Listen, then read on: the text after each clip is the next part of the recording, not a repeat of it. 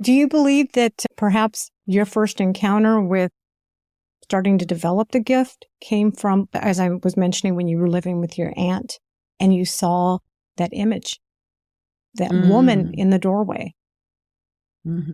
And during that time, you went through a traumatic event because you had another bedwetting episode and you knew drama was going to happen. Well, she had that device and the device would ring and they would wake up and shame me. So in their defense, I'm pretty certain they did not know the level of abuse that my brother and I were going through. I don't even think they knew that my mom had just put a shotgun to my head. Welcome to Create the Best Me. I am Carmen Hecox, a personal development coach, and I am so excited to be connecting with you today. Whether you're listening to the podcast or joining us on YouTube, my goal is to help women navigate through midlife challenges with compassion, inspiration, and empowering conversation. Each week, we'll dive into thought-provoking topics designed to build self-confidence, overcome invisible woman syndrome, and find the courage to create the best version of yourself. I'll also be joined by expert guests who will share the wisdom and insights. So make yourself comfortable and let's embark on this journey together. Well, hello there, fearless midlife trailblazers. Welcome to Create the Best Me. If you are new here, I am so glad you made it. If you're a returning listener, welcome back to the one and only place where we encourage and empower women in midlife to pursue their dreams and live life to the fullest. I am Carmen Hecox, your host and personal development coach. Today's guest is Jana Wilson, author of Wise Little One. She's also a hypnotherapist, shadow worker, meditation teacher, and the founder of the Emotional Healing System. For the past 2 decades, she has taught thousands internationally in group and private retreats. Jana trained and worked with best-selling author, physician, Dr. Deepak Chopra. Currently, she lives in the foothills of Sangre de Cristo Mountains Range in Santa Fe, New Mexico, with her husband and business partner, Dr. Lance Wilson. Today, she's here to dive deep into her newly released book, Wise Little One. Let's join the conversation now. Jana Wilson, welcome to Create the Best Me. I am so happy to have you on the show. Thank you, Carmen. I'm happy to be here. So for the people that don't know who you are, can you give us a little bit of background information about who you are and what you do?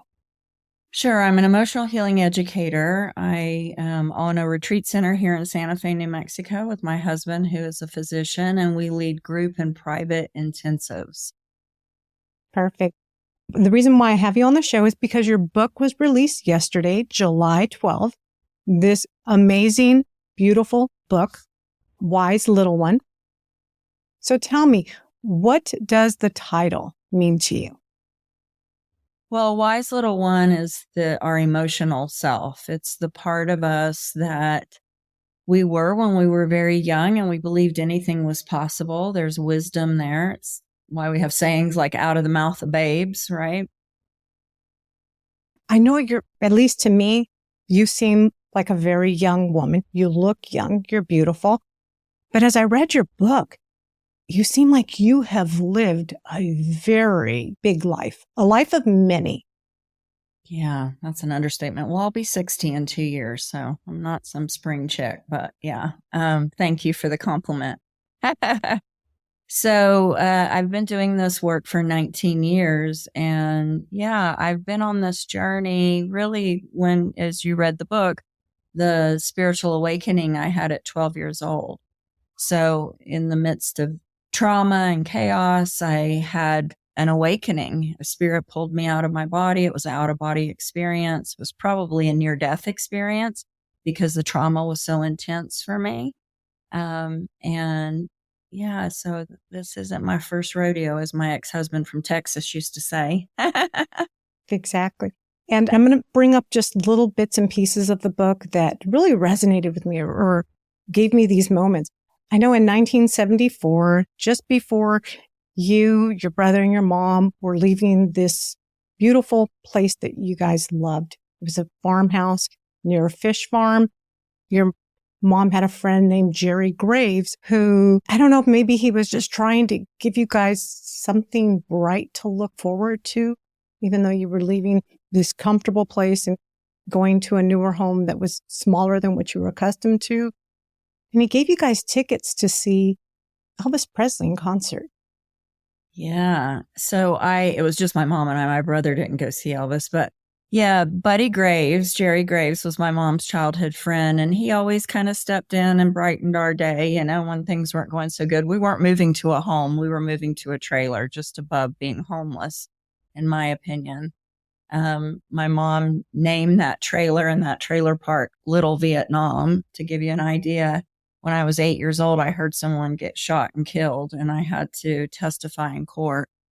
So my childhood, and adverse childhood experiences was, there's 10 questions. If you look up the ACE test that clinicians, we look at to really ascertain, how much trauma someone had in childhood and developmental years, I scored 10 out of 10. So going to see Elvis, you asked about that event, was, really monumental. Elvis, when you grew up in the South, number one, Elvis is God, especially back then. And my dad was an impersonator. So I grew up with Elvis, felt like a family member. So getting to go see him in concert was amazing. I was 7 and my mother followed his motorcade after, and Elvis ended up inviting us up to his suite. He was with Linda Thompson at the time. She was a beauty queen. And anyway, she ended up marrying later, who was it, Bruce Jenner. And I just remember, I couldn't go because I'd wet my pants because I was so excited at the concert. But in my little mind, I just felt like, oh, we'll do this next year. I didn't understand really the gravity and what a monumental event that was.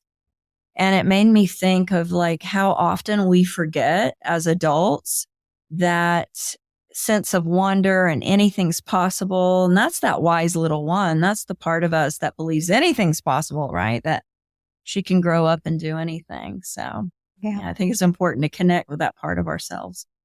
And I know I spoke to a couple of my friends that I had read this book, and I said, yeah, I'm interviewing Jana Wilson. And she's someone who I consider you a rare breed, because I don't think there's a lot of people out there that can honestly say, I saw Elvis Presley in concert. And you were a child at the time that you did that. So they asked me a question that I said, yes, I'm going to ask her. Do you still have Elvis's blue scarf? Yeah. So when I said no, and the security guy came over and Elvis took his scarf off and gave it to me. And you haven't probably got to the part in the book. Did you read the whole book? The whole book. Okay. Do you remember the part where I talk about in my training later on in life with Debbie Ford that a colleague from Denmark came up to me and asked me what white trash meant? Because they didn't have that saying. And that was one of the things that I was, labeled with as a child because of my parents' choices. And my mom had our trailer burnt down to get the insurance money. The scarf was in the trailer. So no, I don't have the scarf. See, I read that part. In fact, I looked back at that part before we got on, and I wasn't sure if that was a plan or something she joked about, or if that was something that actually really transpired, that the trailer was burned. Oh, yeah. She absolutely did that. Her and Jerry Graves. Yeah. Yeah, it was their little concoction. Oh, okay. Well, you know, my mom was mentally ill. She suffered from bipolar. She wouldn't stay on medication. She was high and low. I mean, it was like riding a Ferris wheel with her. You never knew what you were going to get. But, she thought she was doing the best thing for us. We went from a single wide to a double wide. So, hey. And you bring that up where I remember in your book, you said that the first time you heard that word white trash, and this is very heartbreaking for me because you overheard teachers speaking and they were wondering whether your parents were coming to open house. And one of the teachers had kind of told the other teacher that, white trash. Yeah, they won't come. And of course, my mom went the next day and showed them what white trash said. She cussed her out and told her. But for me, in third grade, I'd never heard that. I knew what trash was. You throw it away. I knew I was white, and so it was really devastating. I think it was the birth of, it really solidified a false belief I'd already received under the age of 7, because here I was 8, that I was different, that I didn't, have parents, mom and dad. I didn't have normalcy a lot of my friends had. I was already starting to observe that because now I'm in third grade. And it wasn't easy, being kind of shackled with that. But in the positive, it was the commitment I made at a young age. Oh, I'll show them. So it's really driven me to success, right? All of these challenges that I went through that I share in the book were the impetus for me to stay steadfast and consistent towards my vision, towards what I was growing towards, to be the cycle breaker of that very codependent, enmeshed, dysfunctional family. Mm-hmm. Yeah. Another thing that kind of struck me is that children don't choose to be in the situation that they're at. And I think that as an adult, a teacher, I think the teachers go into the profession because they want to help. It just hurt me to see that a teacher labeled you. Mm-hmm. Gave you something that you didn't ask for. This is where you're at. And I think most teachers do the best they can. But even when my daughter was in kindergarten, the teacher had, she was her star student. She loved her. Oh, she was cute with her bows and her blonde hair, and I'd dress her all up. And I was volunteering during that time, and Taylor was in kindergarten, so she was, say, 5. And the teacher said to me in earshot of another student, that family is white trash. Now, here I am adult, I'm a mom, and I'm hearing a teacher tell me in earshot of a little boy who had, his hair was like in a mullet. We're talking like 1991, he had an earring in his ear. And she said that, and I lost it. I got up, I went to the principal's office. I told the principal what happened. I was volunteering. This happened. That is unacceptable. And they fired her. And rightfully so. But the fact that I had that experience as a child and then to experience as an adult, it was bizarre to me. Like, how did that happen, right? What are the odds? Mm-hmm. And I guess maybe perhaps it was something the other teacher should have done when you were labeled. So we're going back in time, right? I'm, close to 60. So that's a long time ago. We certainly do not teach emotional education now in schools. Adults, children, we don't have this kind of knowledge. We prize IQ, not EQ. If we taught in even elementary school, but even like, say, middle school, and we began to, have an EQ 101 where kids could talk about their feelings and understand about core emotion and painful emotions and how to manage them. And imagine what a different society we would have today, Carmen. But I think this is something that you hear about it because it happens on social media and stuff. We talk about bullying and cyberbullying, mm-hmm. But in my opinion, that's a form of bullying, labeling children because they're in a situation that's not the same as the situation I'm in. Right. Yeah. Yeah.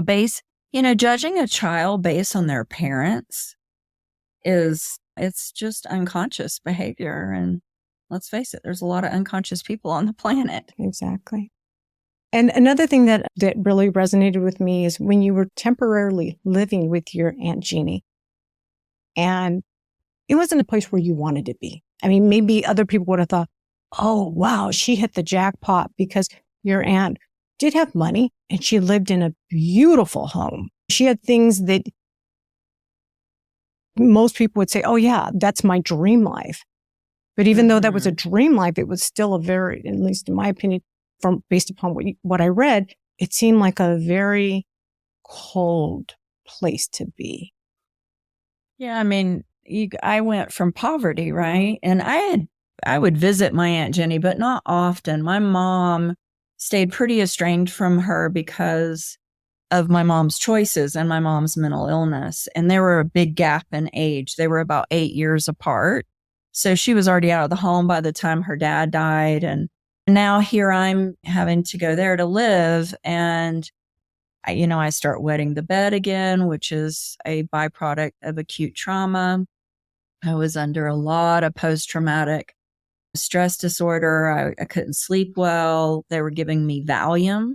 They were taking little pieces of Valium. And so I was drugged a lot as a child. I mean, it was bad. It was my grandmother was my inner resource. When we go through developmental trauma, and my trauma even went back as far as preconscious, precognitive trauma, because anytime you're in the womb, and I write it very metaphorically and poetically, this idea of me flipping myself, putting the cord around my neck, right? When my mom was pregnant with me, because imagine everything's being fed to me. So all the adrenaline, noradrenaline, cortisol, all the stress hormones my mom was going through, being married to my father who was abusing her, cheating on her, and she's pregnant with me, I'm feeling.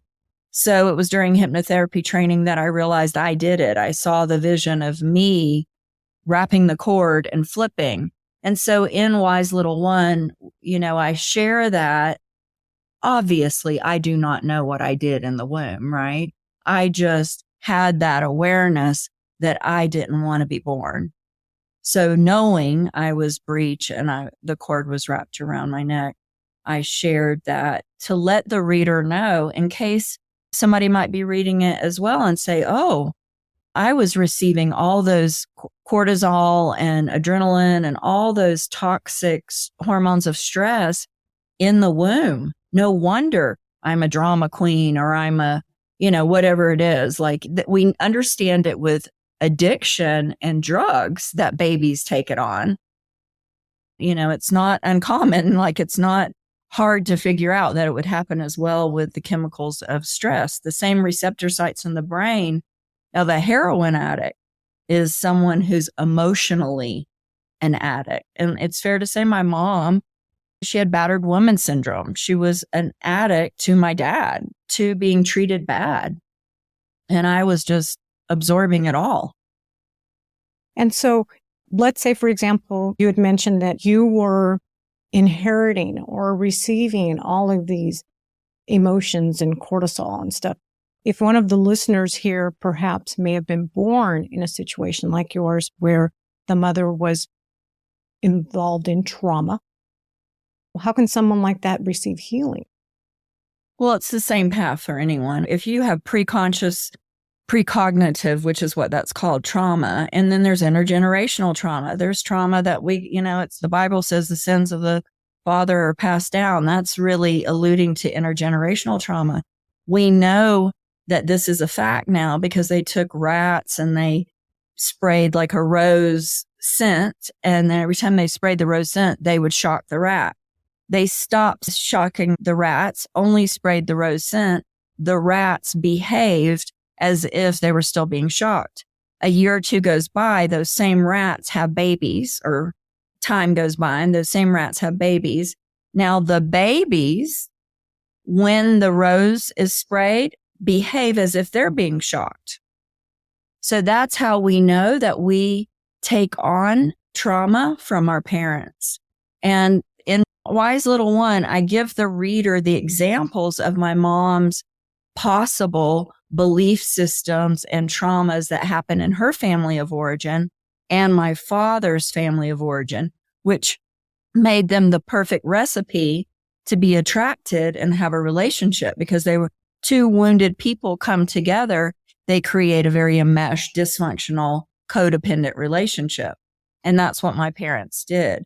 So the path to healing is becoming aware that trauma is different for everybody, right? Like, of course, somebody compares their trauma to mine. It might seem very small. I'm working with a woman next month. Her trauma is intense. I mean, she was kidnapped as a young teenager. She was brutally raped. I mean, there were horrible things. And she's got so much grit. She's a single mother. She works for the government. She's got 2 master's degrees. So it's fascinating to me. It appears we're not a victim. When we're children and something's done to us, of course, we're a victim. But at some point, we must take responsibility that it happened, right? I can't change the past. Now, what is the lesson? What if it happened for me and not to me?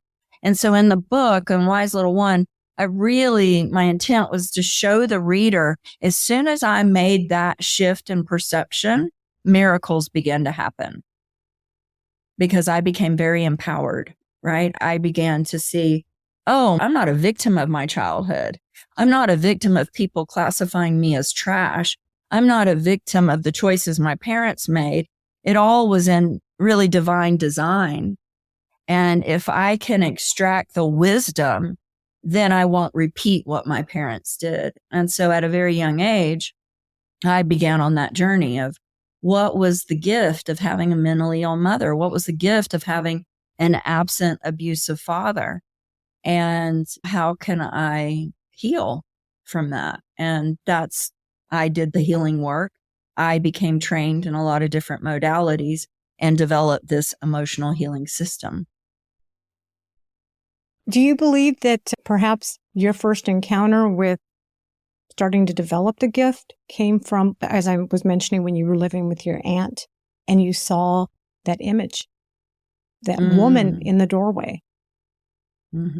And during that time, you went through a traumatic event because you had another bedwetting episode and you knew drama was going to happen. Well, she had that device and the device would ring and they would wake up and shame me. So in their defense, I'm pretty certain they did not know the level of abuse that my brother and I were going through. I don't even think they knew that my mom had just put a shotgun to my head. So I don't know that that information was ever given. I went to see my aunt when she was older and she had dementia, but she remembered me and we were having a conversation. It was before she had really lost her mind. My mom died of Alzheimer's.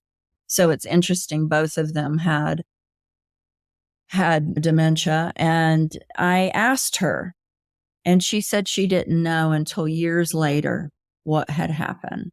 And I believe her that she didn't know. And she was operating from her own level of awareness. But the incident that you're talking about for the listeners was I'm in that house. I've been taken away from my brother, from my familiarity, even though it wasn't what I wanted. It was still familiar, right? My mom, my brother, the cadence of our life. Now I'm in this home. I'm having drivers. I mean, this is in the 70s and they had car phones. I had guards. Guards would take me to school. I mean, I went from extreme poverty to living like multimillionaires is what they were. And at that time, that was a big deal. Mm-hmm. They even had a private plane. Oh. So I'm lying in bed and I remember seeing an image and it looked like an angel. And I sensed everything was going to be okay. I did not know it was the future me. Now, we live in a very mysterious universe. Was it the future me? I don't know. But later on, I was doing training with John Bradshaw. He was a PhD out of Houston. I trained with him on inner child work in the 90s. He's passed away now. But he took us through a process and he said, go back to a time in your childhood where you need to rescue yourself. And it was at my aunt's. You would have thought it would have been other places, right? Like I had other traumas. It was that house. The shame was so intense in that house by my 2 fraternal cousins, the twins, and my aunt that that was where I went. And my future self was standing at the foot of the bed and I could see my little self. And I thought, when I came out of it, I thought, oh my God, I remembered the memory from childhood. I thought that was me that came to rescue me or tell me everything's going to be okay. And that's so strange because you do have blonde hair. Yeah. That gave me chills. That's so weird. Yeah, it was, I think. I mean, who knows? Like I said, we live in a mysterious universe, how things happen. But it was definitely healing for me and gave me hope. And there's very soon thereafter, my grandmother came and got me which she was my security. She was my stability. So once she came, everything, I never wet the bed again. Mm-hmm. Yeah, because she gave you comfort. Yeah. She was my everything. She was my inner resource. So children who are going through a lot of trauma, if they can find a resource, a teacher, a pastor, a Sunday school teacher, a neighbor, someone that they feel safe with and that they can, sometimes it's guidance counselors in school or a grandparent, as it was in my case. And then, of course, I created an inner resource. Going through so much trauma, I prayed a lot as a child. So it really developed a deep spiritual connection to spirit, of which now I am a spiritual teacher in many ways. Yes, I'm an emotional healing educator, but I teach psychospirituality. So it's spirituality combined with psychology. And the reason why people suffer is because they're disconnected from spirit. And so that's the first place we start. It's kind of the foundation. And I think in your book, even early on, before any of these events, you always talk about being very connected with the spirit. Mm-hmm. Through nature, through the trauma. Like, because imagine if you're in a really traumatic situation as an adult, what do we usually go to? We start praying like, oh, dear God, help me. So I'm a child doing that. And so I'm so innocent and I feel like I'm still tethered to the spiritual realm. So it became very easy for me to hear the voice of spirit, to be guided, to hear reassurance. And then, of course, at 12, I'm pulled out of my body and I have that out of body experience where I'm told, those aren't your parents, I am, which to me was God. And this isn't your life, this is. And I just felt that peace that passes all understanding. And I've been very blessed throughout my life to be able to just drop in and connect. And it takes me to back in 1984 when good old Buddy Graves won $10,000 in a Super Bowl bet. And he took you guys to Costa Rica. But before that, you were fascinated with cosmopolitan magazines. And you were looking through and you're looking at these models where they're doing their photo shoot. And you become mesmerized by Costa Rica and, all the beauty behind it. And I think that you sort of saw yourself there. Mm-hmm. I didn't sort of. I did. I would just imagine. I was using my imagination a lot because, again, children in trauma disassociate. My disassociation became my kind of lifeline. And when I would disassociate from trauma, I began to build an imaginary world. And Einstein said, imagination is more important than knowledge. He said, imagination will take you where knowledge never could. And so looking back and writing the book, I began to realize, wow, I've been manifesting since I was a kid. I manifested seeing Elvis. I manifested going to Costa Rica. And then, of course, having never traveled and being poor, now I'm in a country that now they would call it developing, but back then it was still third world. And of course, they had war next door in Nicaragua and it was election time. And I manifest meeting the president-elect, come home and see him being interviewed by Barbara Walters because he won the election. And I put that picture in the book because it's pretty outlandish. It's kind of like, wait a minute, like how's she experiencing all this? But imagine how that just blew open my consciousness, my ability to believe anything's possible. Mm-hmm. As children, we believe that. But by the time you're a teenager, you stop believing it. And I didn't. Mm-hmm. I was like, oh, if I can do this, what else can I do? So then I manifested moving to South Florida to go to school. No one in my family had ever even graduated high school, much less went away to college. Mm-hmm. Yeah. So it was a big deal. Yeah. And just to add, when you went to Costa Rica, you did meet the president of Costa Rica. I mean, it was because Buddy was persistent and he was banging on the door of this restaurant that you guys were told this is your must. They were like, oh, you're American. Come on in. Yeah. Yeah. So I thought that was very, very fascinating. Yeah. Would you say that that's when you became more in tune with the imagination, visioning your life the way you wanted to see it, the way it's supposed to be? Yeah, no, I was already doing that. I was doing that as a child, climbing trees. I was always living in my imagination.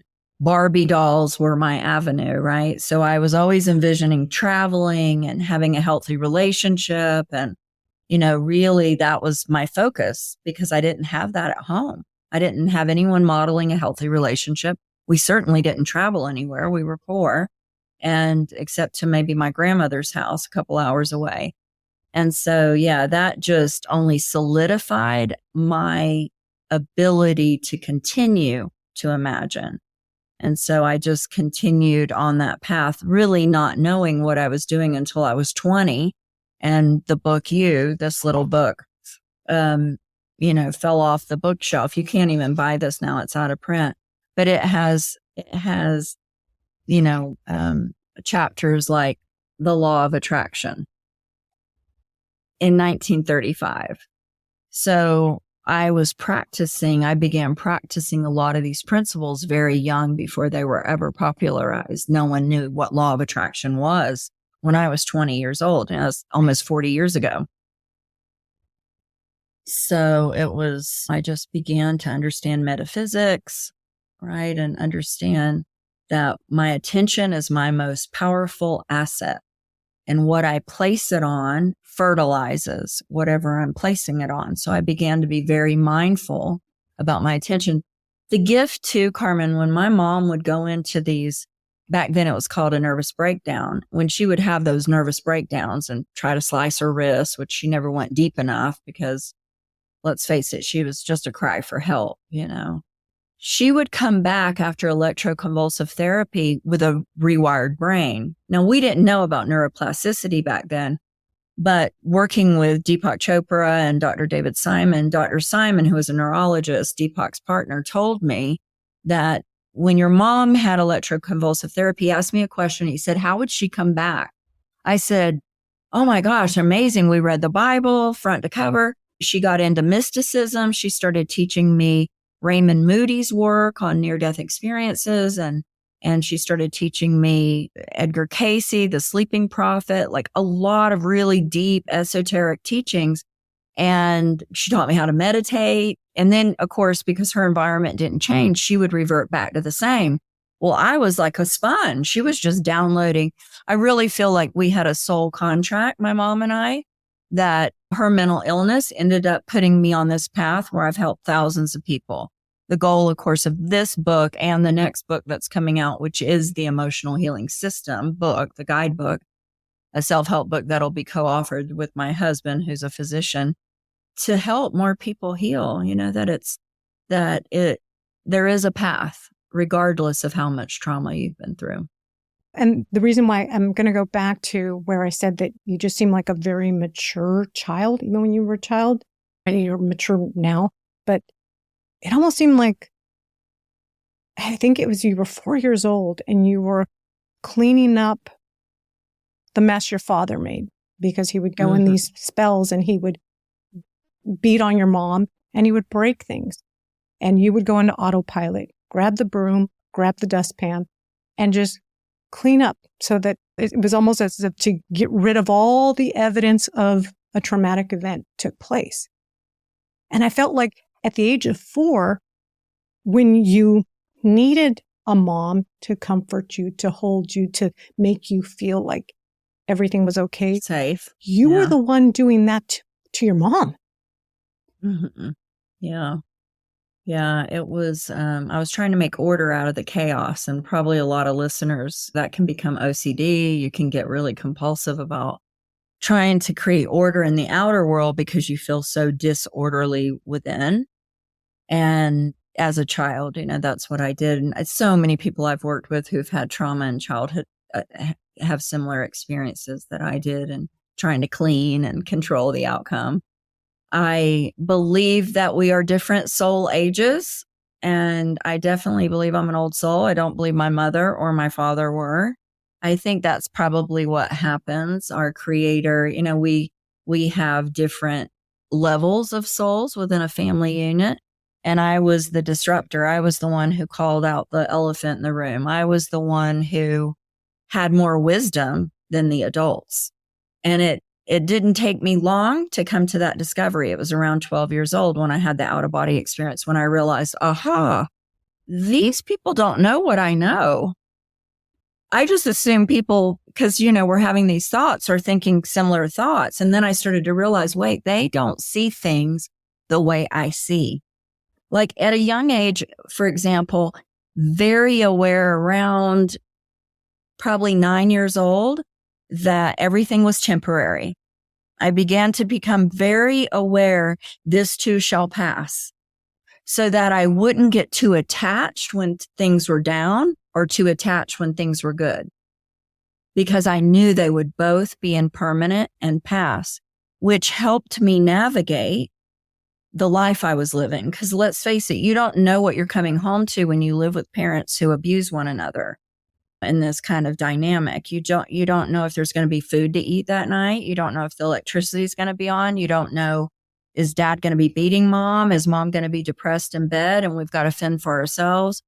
So I began to have awareness of a lot of really difficult things, and have peace with it in a way.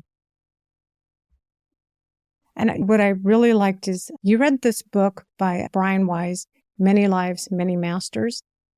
Mm-hmm. And I remember you said that this thought came into your head, and I know you've quoted this, that what if your soul chose your parents? And the empowering feeling that you got when you suddenly, it wasn't like we don't choose our parents, but you turned it and said, my soul chose these parents. Yeah. And we don't know that, right? We don't know what happens after we die. So reincarnation and this idea that the soul, that our Creator gives us infinite opportunities to grow and learn in Earth School, and it's certainly a better, for me, paradigm than believing in a heaven and a hell. And that's how I was raised. And I respect people's beliefs. But for me, that was very finite and fearful.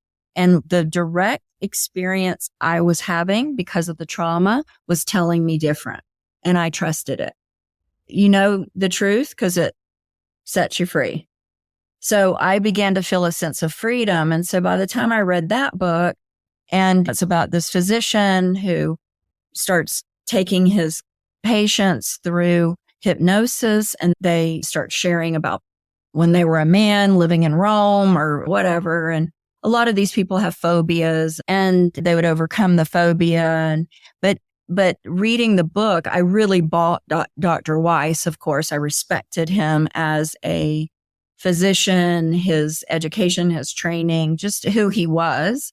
And he's been my teacher also since 1990. And I've studied with him and became a regressionist with him. But yeah, it was, I thought, and I ask clients this, I say, are you open? We don't know, to this idea of reincarnation. And I actually won't work with someone who isn't.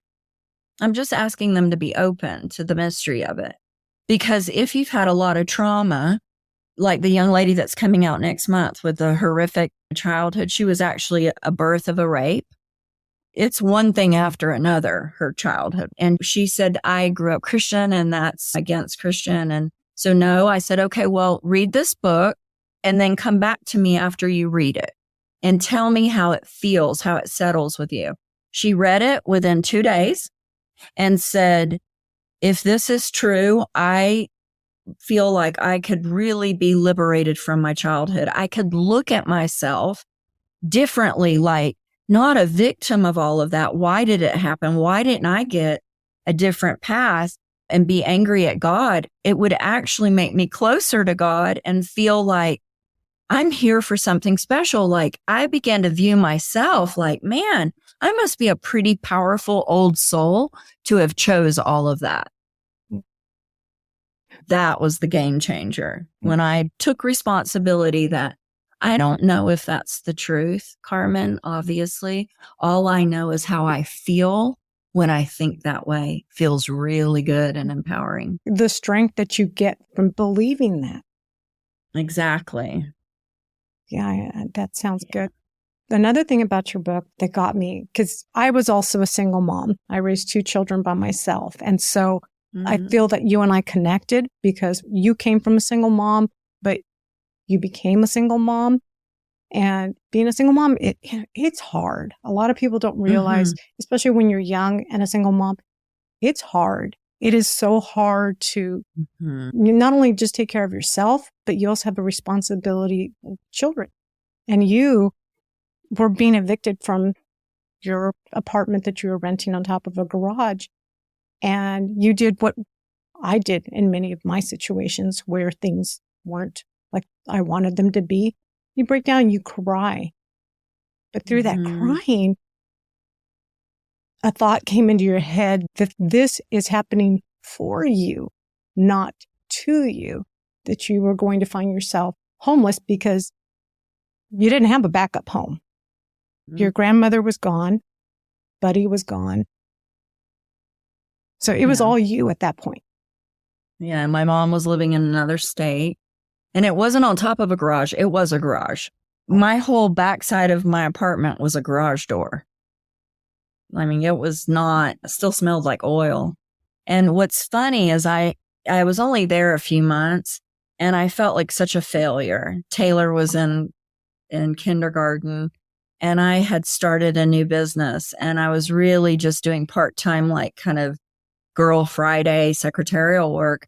And I had been laying in bed every night, envisioning living at the beach on a condo, and just holding these images, still doing my imagery, still doing my law of attraction work. And all of the sudden, this happens, this eviction.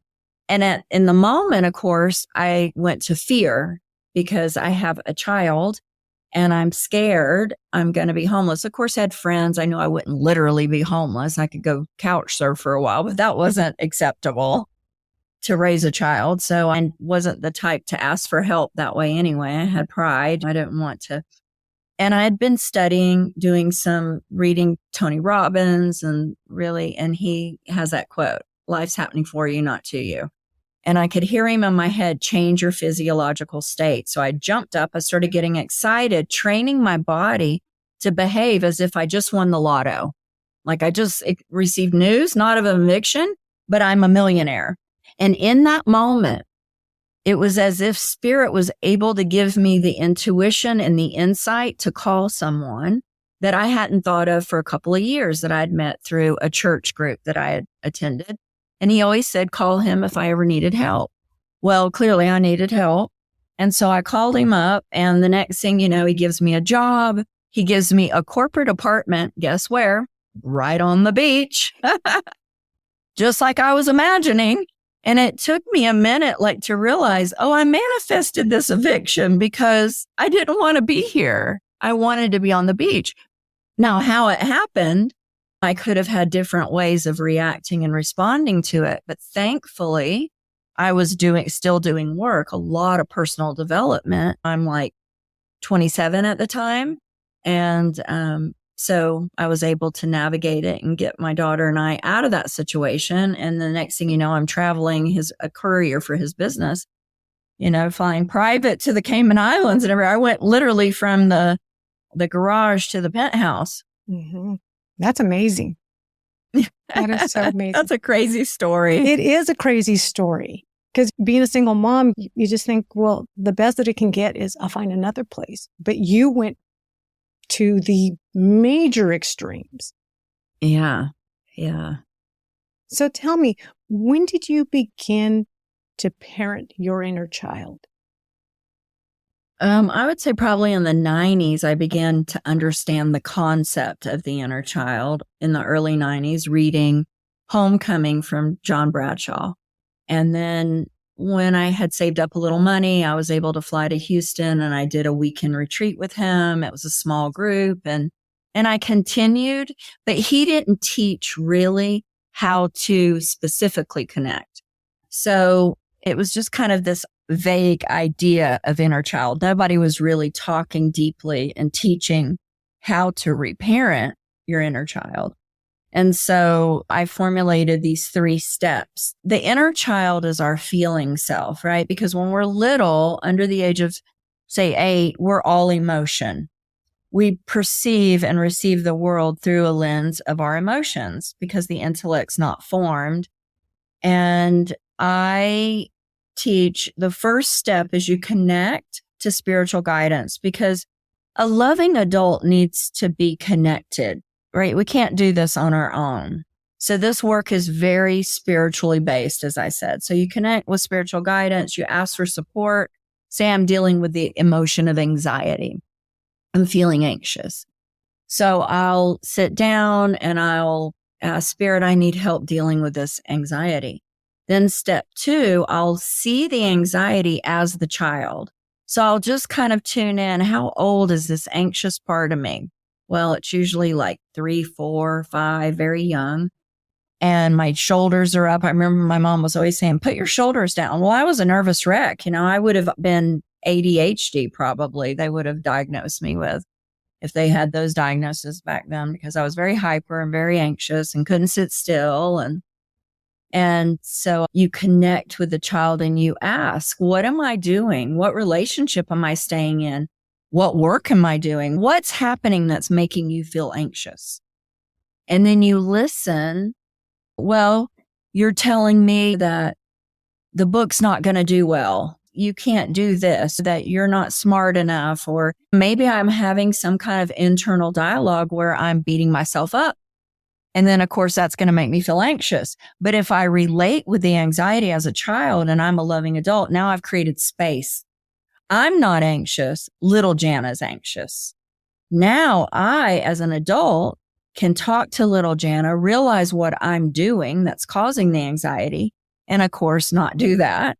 And then the third step is ask Spirit, what is the action step? What do I need to do?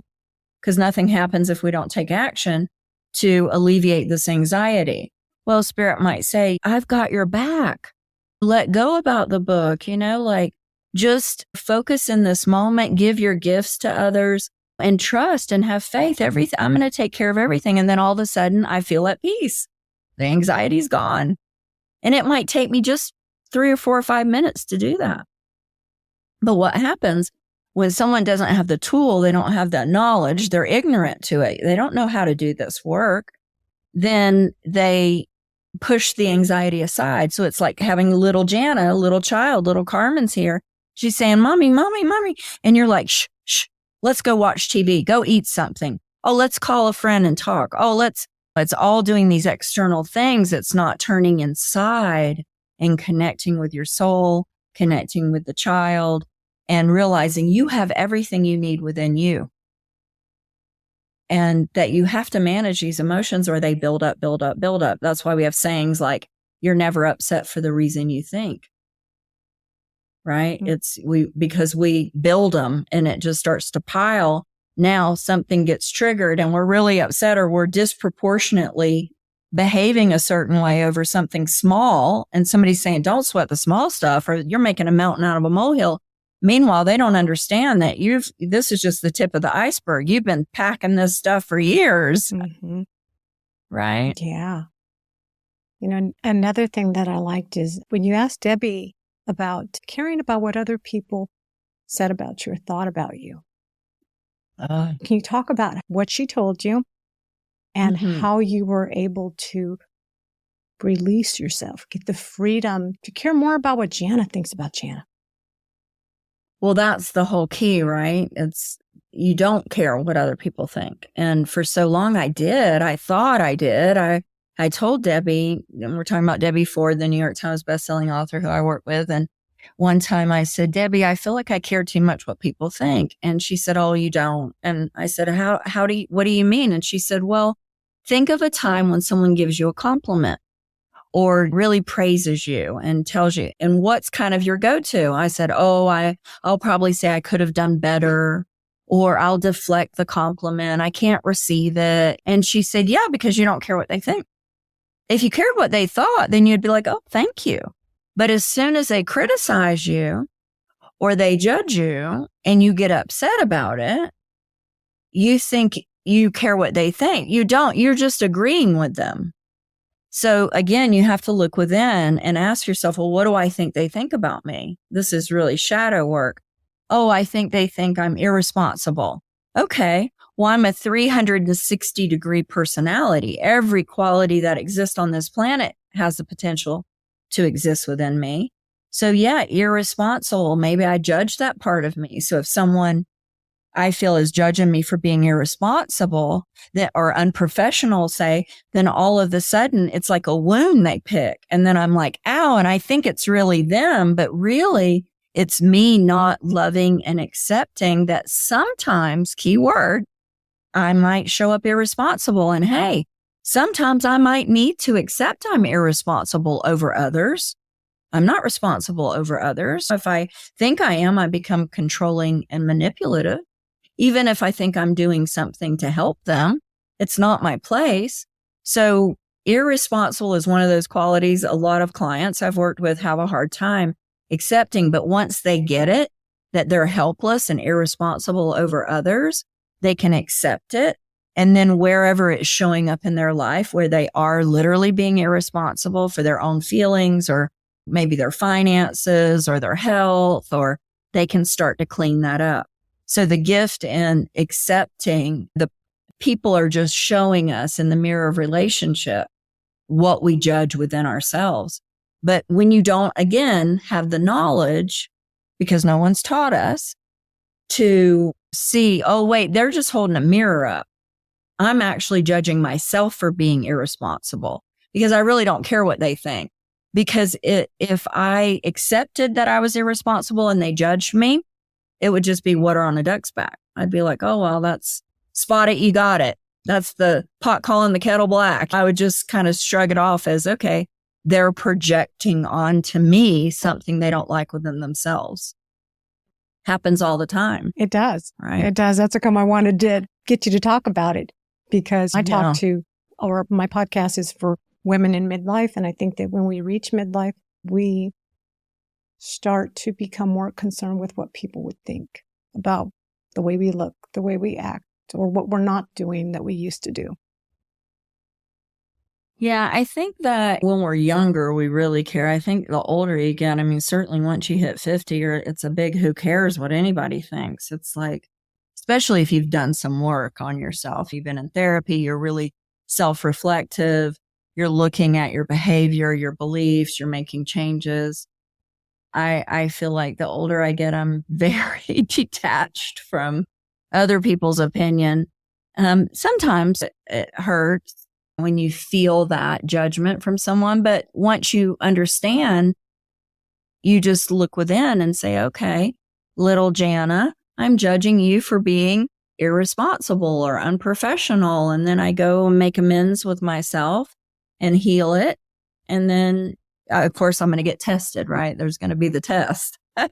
Universe is always like, let's give her a test, see if she's getting the lesson.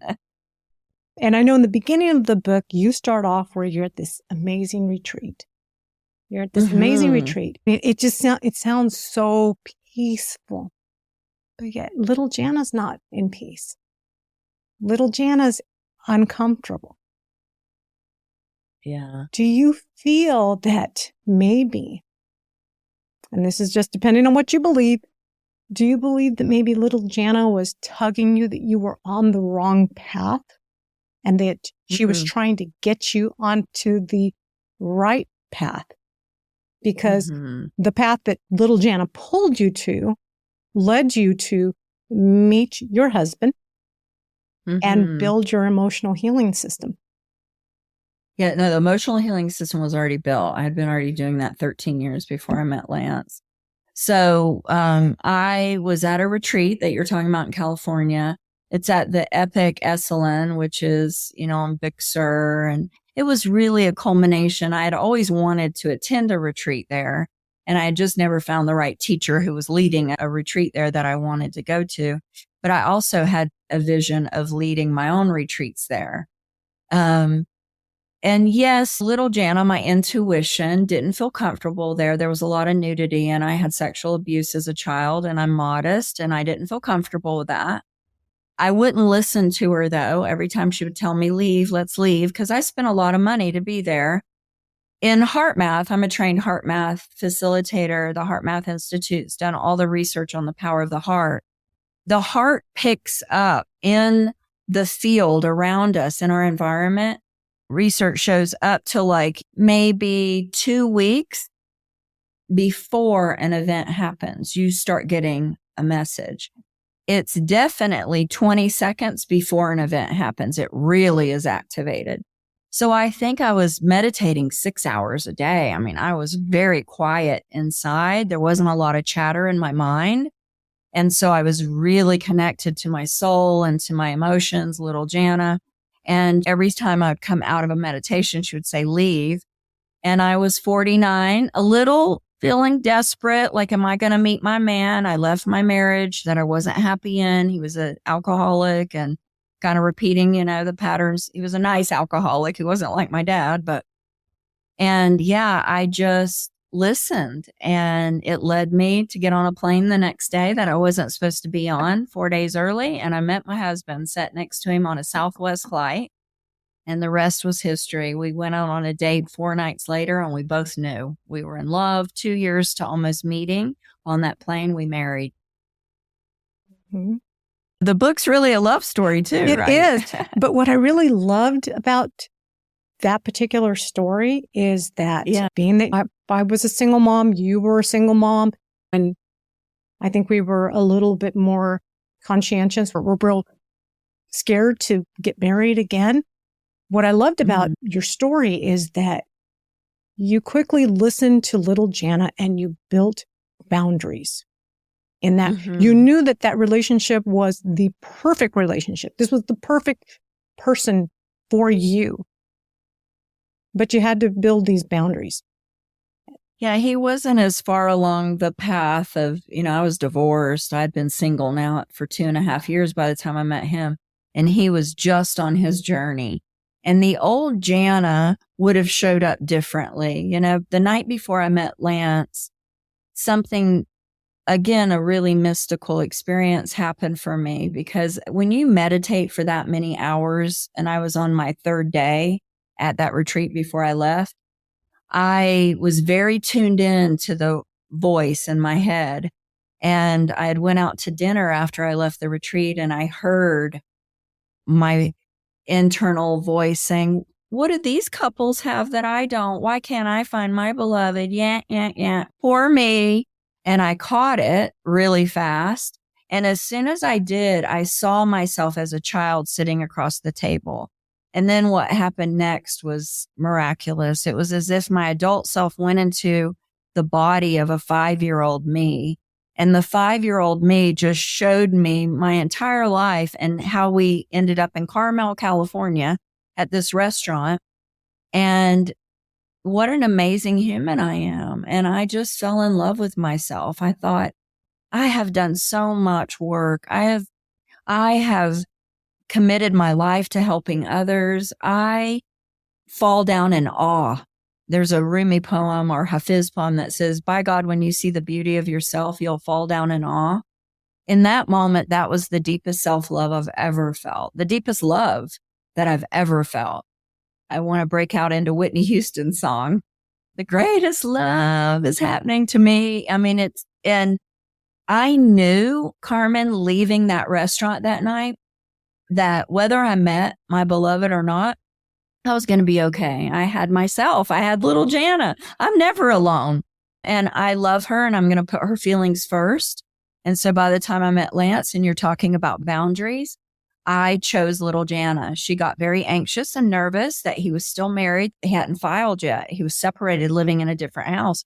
And I had already taken that path, and you probably know too. Yeah, it's sometimes you get back together and you break up. It's kind of and he had kids, 2 boys that were teenagers, but still, I knew that there was a possibility. And little Jana said, I don't feel safe. And I told him early in the dating, just the first couple of weeks of talking, I can't date you. I don't date married men. He's like, married men? I'm separated. I said, no, you haven't even filed. And I choose me. And he got the lesson. That was Thursday. Monday, he filed. So he showed me he had integrity. He showed me that he was going to move forward.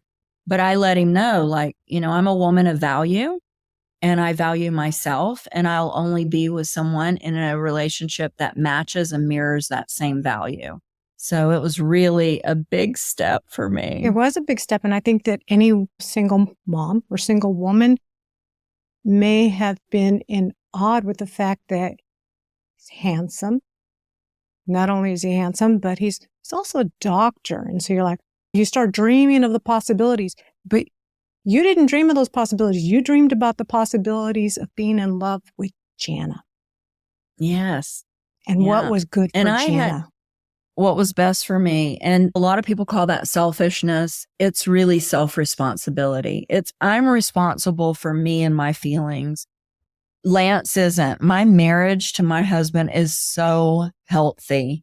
There is no drama. There's no chaos because we both take responsibility for our feelings. And then we articulate and communicate. We have a saying that the truth is sexy. So we tell each other microscopic truths. This is work of Gay and Kathleen Hendricks from Conscious Loving. Their book is fantastic. If anyone hasn't read it, I highly recommend it. But it's about microscopic truth. Like, when you said this, I told myself a story that you think I'm stupid or whatever it is. And was that your intent? And then the other person, rather than when you made me feel stupid. No, he can't make me feel. I choose what I feel, right?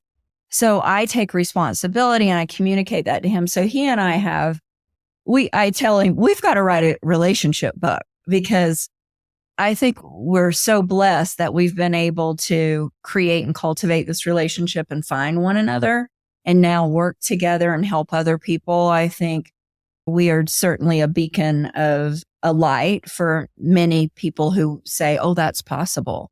Many clients that I have and students look to Lance and I, and especially the single women, and say, oh, that's possible to have a relationship that's healthy and co-committed, not codependent. Exactly. Yeah. So, Jana, what are you working on next? Oh, well, the book, the Emotional Healing System Guidebook, a practical guidebook to help people with each of these modalities that we teach. Lance is co-authoring it with me. We've hired a developmental editor, which is kind of the book writing process that you write, you throw it off to your editor, they help you flesh it out. We're in the process of that now. The editor feels like we'll be able to get that done probably by November. So the book will be coming out sometime early 2024. We just finished wrapping up a filming of the retreat. So we lead group retreats and private.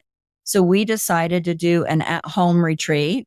During the pandemic, when everybody was staying home, I was like, I had this idea and we just never got around to it. And so we filmed in April. Now we've got all the edited films stuff back, and that online course is going to launch soon within the next week. So I'm excited about that.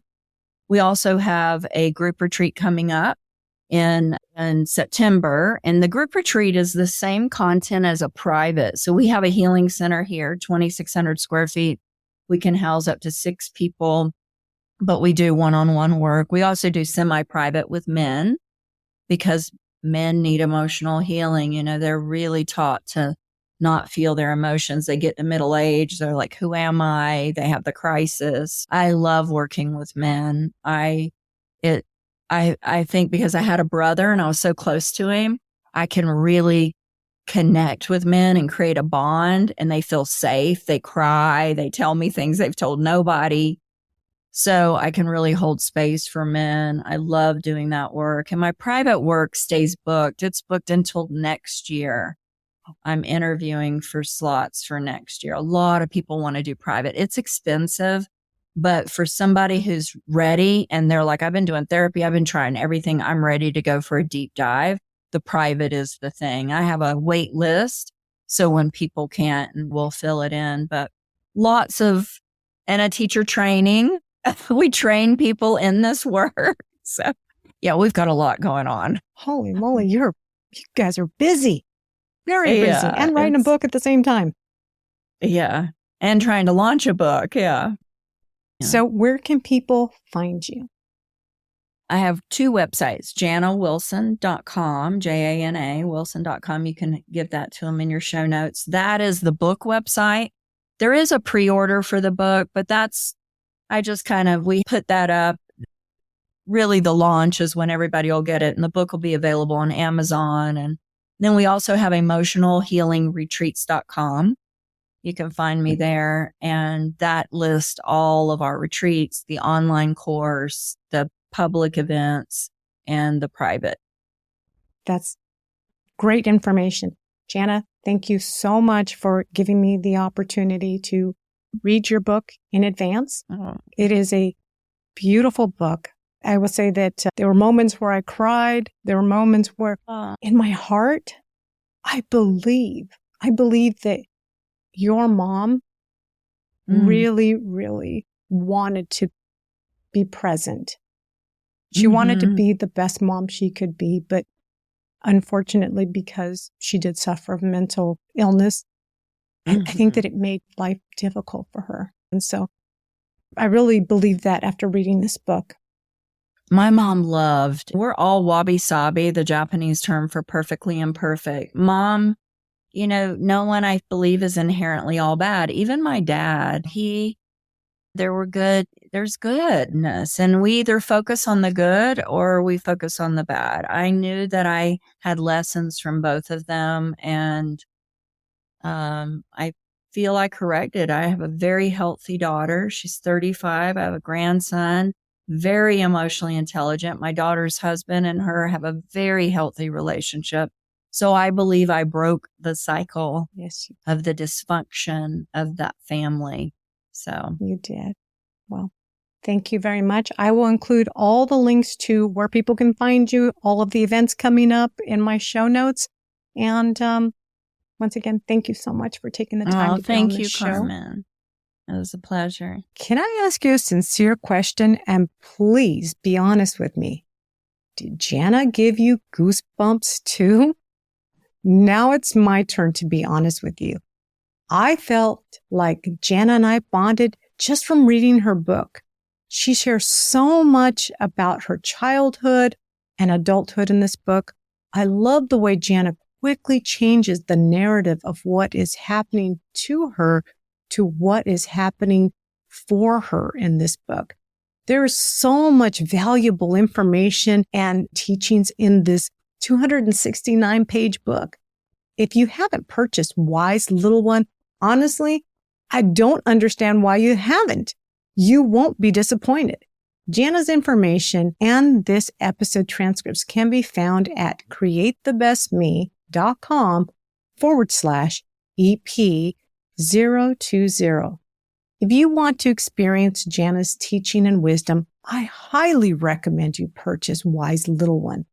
The book is available online, and while you're there, pick up a second copy for a friend who could use Jana's encouraging words.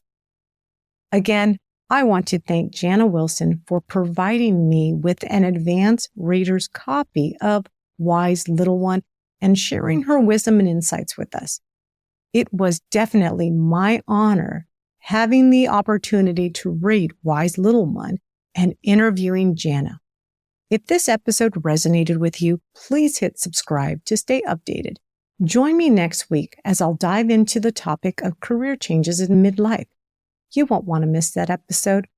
Until next time, keep dreaming big, take care of yourself, and remember, you're beautiful, strong, and capable of creating the best version of yourself.